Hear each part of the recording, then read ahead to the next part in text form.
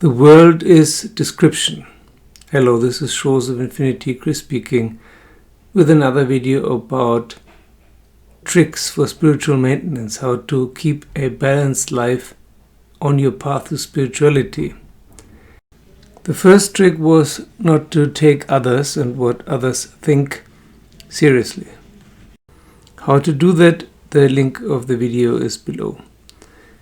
Now, today, reality is description. Description is a word I borrowed from Carlos Castaneda, and in his best book, The Journey to Ixtlan, right at the beginning, there's a very good passage. As a child, we are still open to all kinds of realities.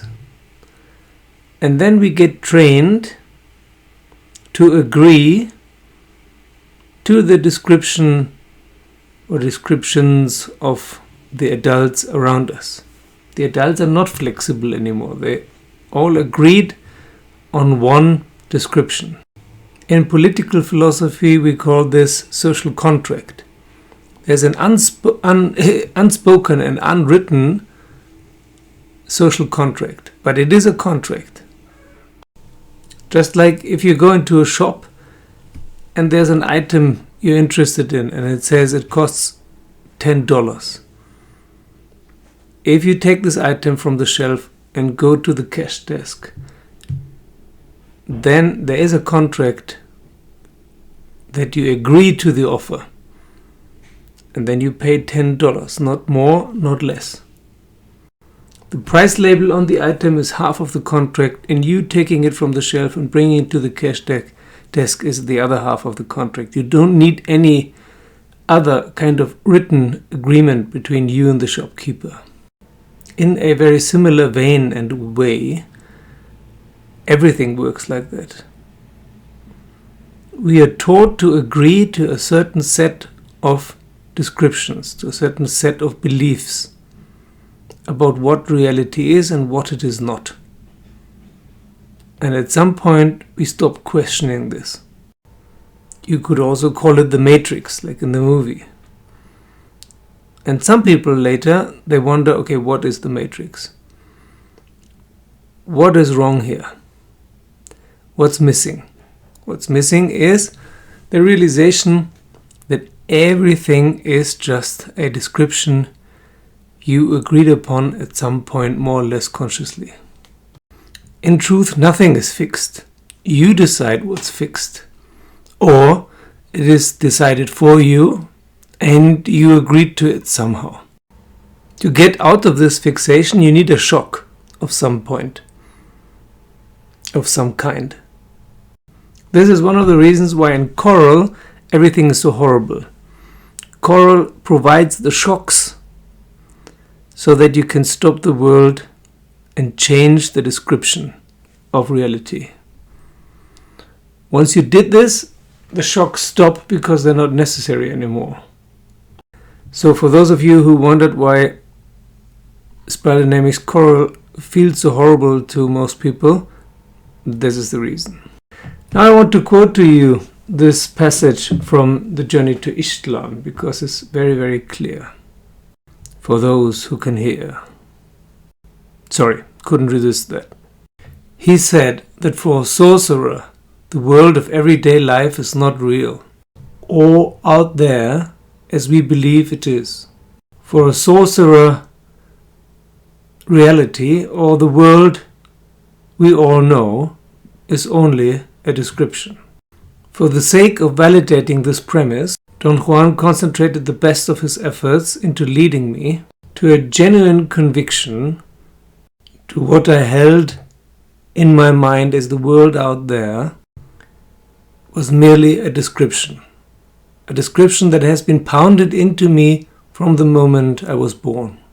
He pointed out to me that everyone who comes into contact with a child is a teacher who incessantly describes the world to it, until the moment the child is able to perceive the world as it is described.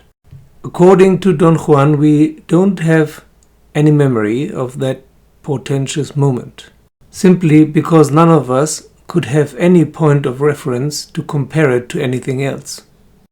From that moment on, however, the child is a member. It knows the description of the world, and his membership becomes full-fledged once he is capable of making all the proper perceptual interpretations, which by conforming to this description validates it. For Don Juan, then, the reality of our day-to-day life consists of an endless flow of perceptual interpretations, which we, the individuals who share a specific membership, have learned to make in common. The idea that the perceptual interpretations that make up the world have a flow is congruous with the fact that they run uninterruptedly and are rarely, if ever, open to question. In fact, the reality of the world we know is so taken for granted that the basic premise of sorcery, that our reality is merely one of many descriptions, could hardly be taken as a serious proposition. Fortunately, in the case of my apprenticeship, Don Juan was not concerned at all whether or not I could take his proposition seriously, and he proceeded to elucidate his points in spite of my opposition, my disbelief, and my inability to understand what he was saying.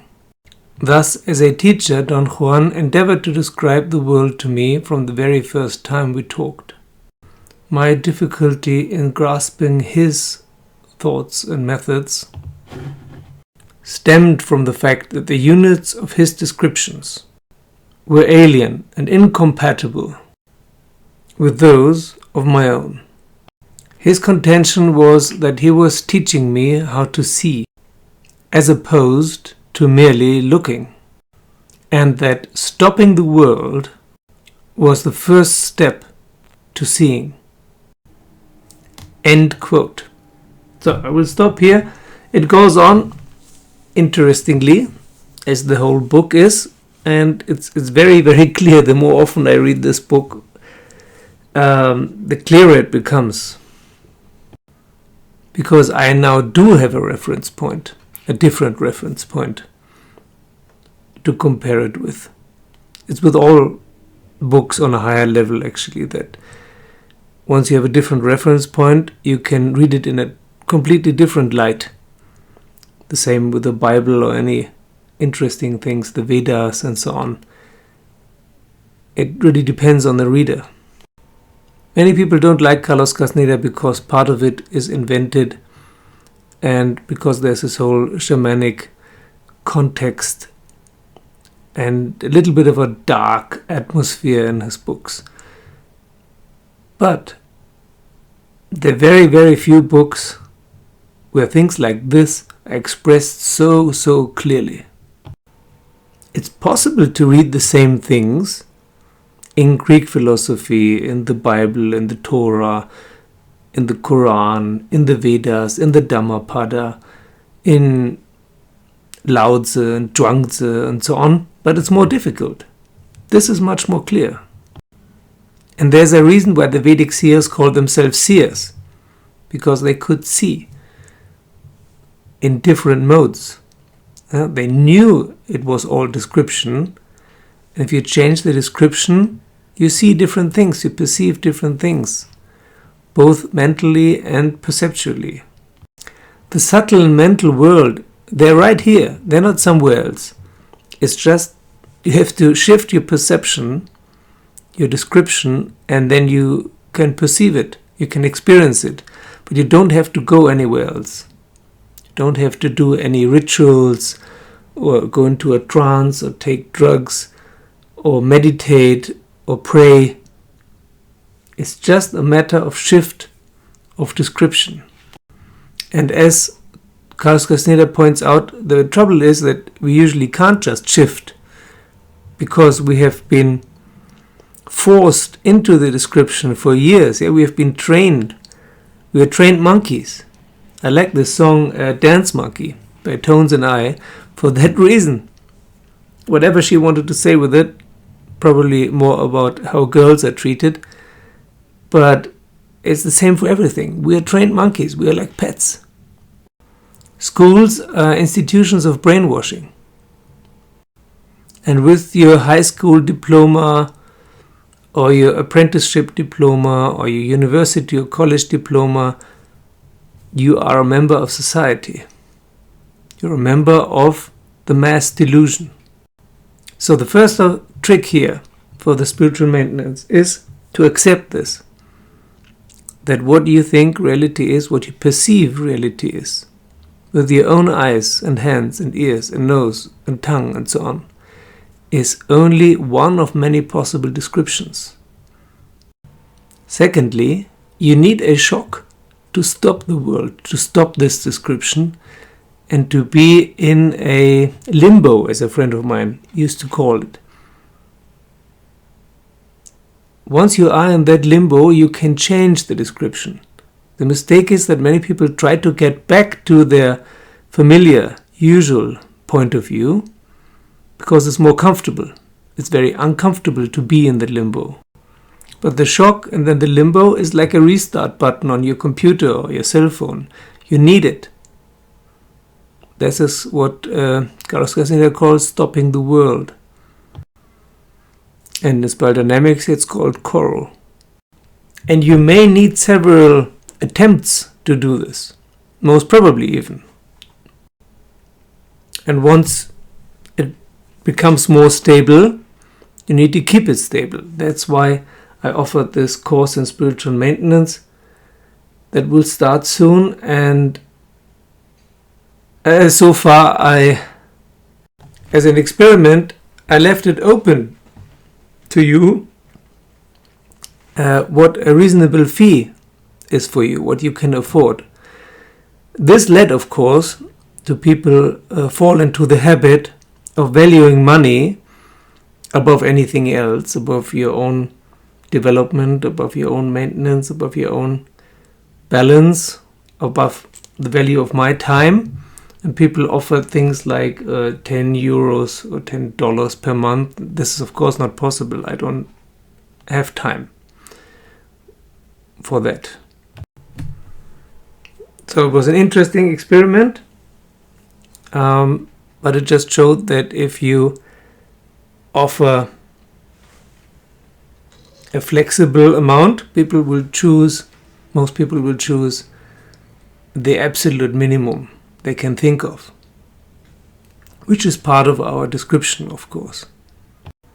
So the absolute minimum monthly fee is from around $150 or 150 euros, the absolute minimum. When I still took courses, I sometimes paid $1,000 per month, or $1,000 per day even, or per hour. It didn't matter to me. I just wanted to get to the bottom of it. And I did. And of course, it's difficult to assign a value to this because it doesn't have any material value. It has only internal value. But you can assign a value of what this is worth to you. If this is worth to you $10 or $20 a month, then probably you don't have enough commitment. As I said, no one needs to do this course. It's just an offer because many people told me that their main problem is this stability and balance. To maintain a certain higher state of consciousness for a longer time, for weeks or months or years. To have a new stable basis from which on to proceed further. And this can be supported. This is possible. Okay, thank you to all my patrons. Thank you for joining me as a patron. Thank you for liking and subscribing. And see you soon.